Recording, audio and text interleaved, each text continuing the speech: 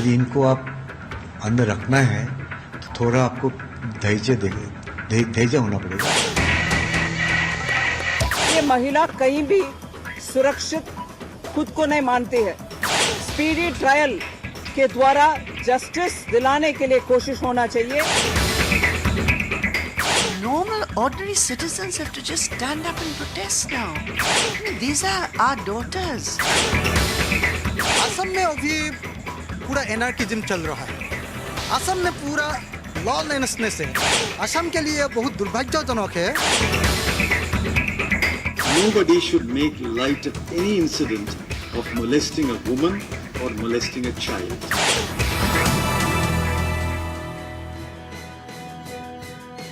नमस्कार, पेश है ये 2 घंटे का खास कार्यक्रम जिसमें हम कोशिश करेंगे जिम्मेदारी फिक्स करने की है, जानने की कि वाकई ये जो घटना हुई थी इसके लिए कौन रिस्पॉन्सिबल है।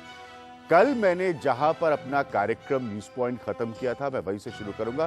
कल मैंने अपने प्रोग्राम के आखिर में ये बात कही थी कि वाकई मुझे शर्मसार महसूस होता है कि 2012 के इस हिंदुस्तान में हम जी रहे हैं जहां की ये तस्वीर है। दूसरी बड़ी बात मैं आपको बताऊं कि कल रात 9 बजे जब रवीश कुमार ने अपने प्रोग्राम में पहली बार इस रिपोर्ट को आप लोगों के सामने रखा, तब से लेकर अब तक, तब पिछले अगले 2 घंटे में इतनी प्रतिक्रिया आई थी, लोगों के इतने रिएक्शंस आए थे।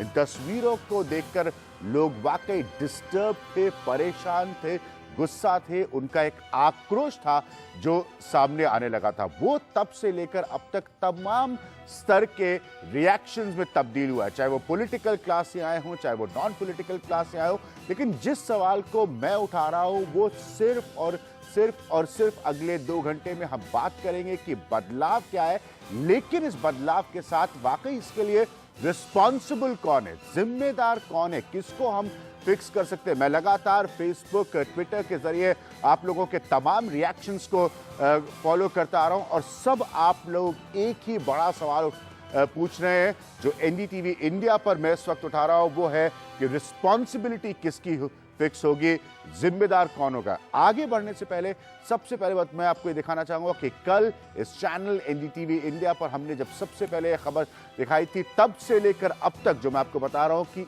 इतने रिएक्शंस आप लोगों के आए हैं, सब लोग बिल्कुल सही है, लाजमी है, एक्सपेक्टेड है, ये सोच रहे हैं कि अगर किसी भी उनके परिवार के सदस्य के साथ किसी शहर की सड़क पर इस तरह की घटना होगी तो गुस्सा और आक्रोश किस स्तर का होगा। देखिए अपने समाज के उन बेटों को जिनका स्वागत आप थाली पीटकर और लड्डू बांटकर करते हैं। कोई 20 लोग मिलकर लड़की के साथ बदतमीजी कर रहे हैं, उसके कपड़े फाड़ने की कोशिश कर रहे हैं। दिव्या बोरदोलोई ने यह तस्वीर न ली होती तो आप हमारे लाडलों की इन हरकतों को, इस तरह से इस दस्तावेज को नहीं देख पाते। सबसे पहले हमने दिखाई खबर, इंसानियत को शर्मसार करती तस्वीरें। किसी भी लड़की के साथ, आपके किसी भी फैमिली मेंबर के साथ इस तरह की घटना हो सकती है, ये इतनी ज्यादा शर्मनाक है। दुनिया भर से लोगों ने जताया आक्रोश। उनकी लड़की होती और उनके ही कोई रिलेटिव होती तो क्या वो नहीं हेल्प करते? इस देश में ऐसी कोई उम्मीद लड़कियों को नहीं रखनी चाहिए कि अपना कोई सेफ्टी हो सके। इस तरह का खिलवाड़ करना, इसकी सजा बिल्कुल फांसी के बराबर भी हो तो भी का। सोमवार की घटना है। क्या आपने एक बतौर सांसद उस लड़की से मुलाकात करने की कोशिश की है? उसके घर गई हैं आप? 600 मीटर के आसपास में है। 600 मीटर की दूरी पर उस लड़की के घर आप नहीं गई हैं। तो आपके पास न बताने के लिए कुछ है न समझाने के लिए कुछ है। बहुत बहुत शुक्रिया आपका। लाइन काटो। हम लगातार इस खबर पर बने हुए हैं, तब से अब तक सिर्फ एनडीटीवी इंडिया इस खबर पर।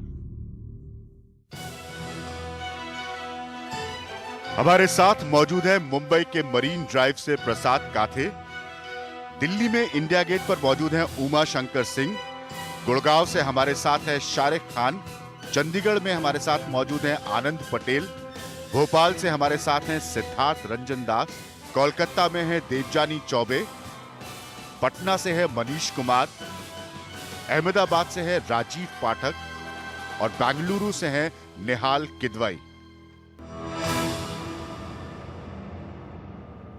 तो ये सारे जर्नलिस्ट जो है एनडीटीवी इंडिया के वो इस वक्त हमारे साथ मौजूद है। मैं आपको अपने पैनल से इस वक्त की मुलाकात कराता हूँ। लगातार लोगों के आने का सिलसिला बना रहेगा अगले 2 घंटे इस प्रोग्राम में। मेरे साथ इस वक्त स्टूडियो में यहाँ पर मौजूद है डॉक्टर लीना गणेश, जो कि ह्यूमन राइट और जेंडर एक्टिविस्ट हैं। ये लोगों ने तुरंत इस मसले पर आवाज़ उठाई। जैसे मैंने कहा कि पॉलिटिकल और नॉन पॉलिटिकल दोनों तरह के रिएक्शंस बहुत तेज़ी से आए इन तस्वीरों को देखने के बाद। साथ में मेरे साथ यहाँ पर दिल्ली के स्टूडियो में नंदिता कुंवर मौजूद है, जो कि स्टेट कन्वीनर है WPC की असम से, और वो दिल्ली में थी, इसलिए हमने इनको यहाँ पर बुलाया इस प्रोग्राम में। मेरे साथ भारतीय जनता पार्टी की शाइना NC जुड़ रही हैं इस प्रोग्राम में इस वक्त। लेकिन मेरे तमाम रिपोर्टर्स मौजूद हैं। मैं इसलिए आपको ये बता रहा हूँ कि ये रिपोर्टर हर अलग अलग हिस्से से आपको एक्सप्लेन करने की कोशिश करेंगे कि लोगों का रिएक्शन जो है वो अभी भी किस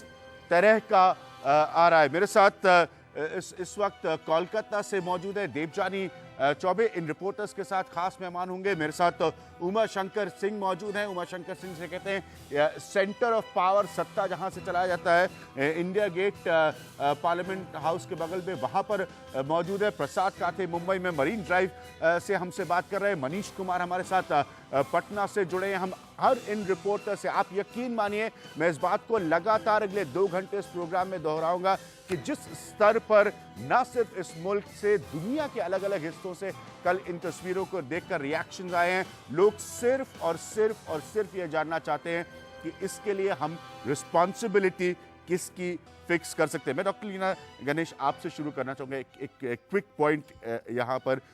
अभी भी जो रिएक्शंस हम रीड कर रहे हैं लगातार, वो रिस्पॉन्सिबिलिटी से जुड़े, नेचुरल है कि एंगर से जुड़े हैं, गुस्से से जुड़े हैं। आखिर हम इस तरह की घटना के लिए किसको रिस्पॉन्सिबल माने आपके हिसाब से?